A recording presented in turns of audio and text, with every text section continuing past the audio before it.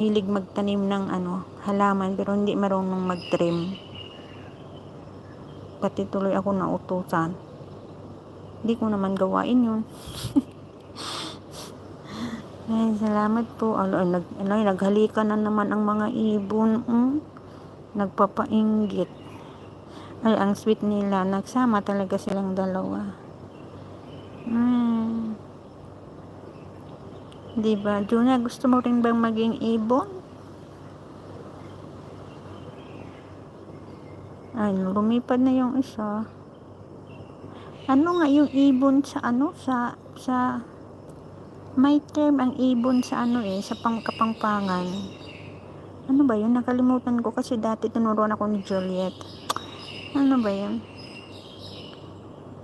Ano yung ibon sa inyo, Juna? Maliban sa siya po ay isang bird. Ano po yung ibon sa inyo? Sa inyong salita. Di ba yung ibon na ha?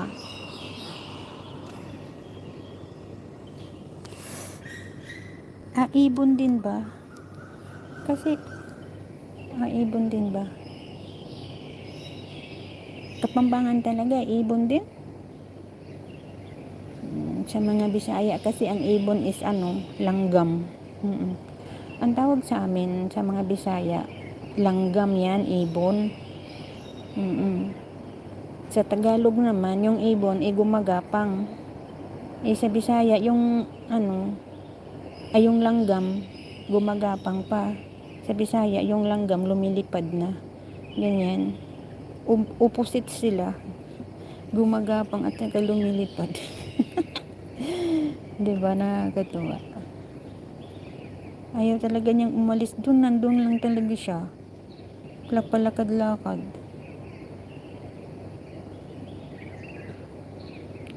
Naboboring ako, grabe ang homesick ko, guys. Alam mo yung homesick ko, grabe, para akong di ako makakatulog, nagising ako ng maaga.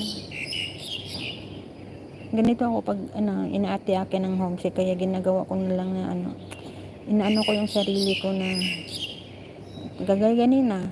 Dapat kasi kanina 5 o'clock pa ako magla-live para maagang matapos. Kasi tinatamad ako kasi nga wala ako sa mood na homesick nga ako, ewan ko ba.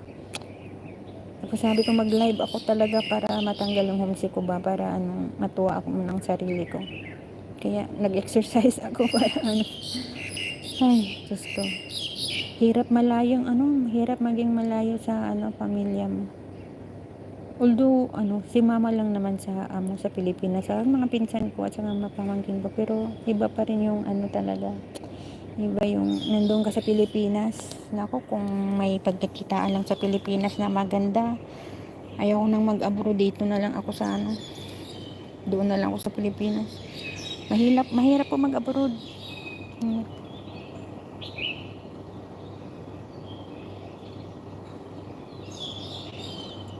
Tsaka parang nagsasawa na ako kasi matagal na ako nag-abroad. Ilang taon na. Pa ako? 20 years old. Biruin mo 20 years old.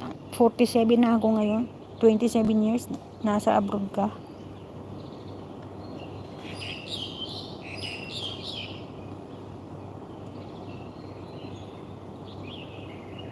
Ang daming mga ibon talaga dito.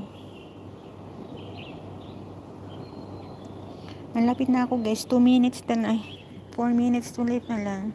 Itlog ang ibon sa Kapampangan. Ha? Ano daw itlog ang ibon? Tanong mo nga si Juna. Juna, ano ang ibon sa? Itlog ba yung ibon sa inyo? Sa Kapampangan? Uwi ka na kasi sa Pinas. Ibon is bird. Ibon is egg.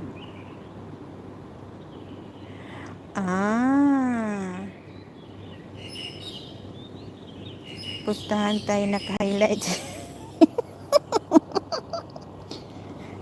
Ang galing ni Papa Bones. Bakit nahulaan naka-highlights yan? Kasi pinupokus, kaya naka-highlights po ang ikaw talaga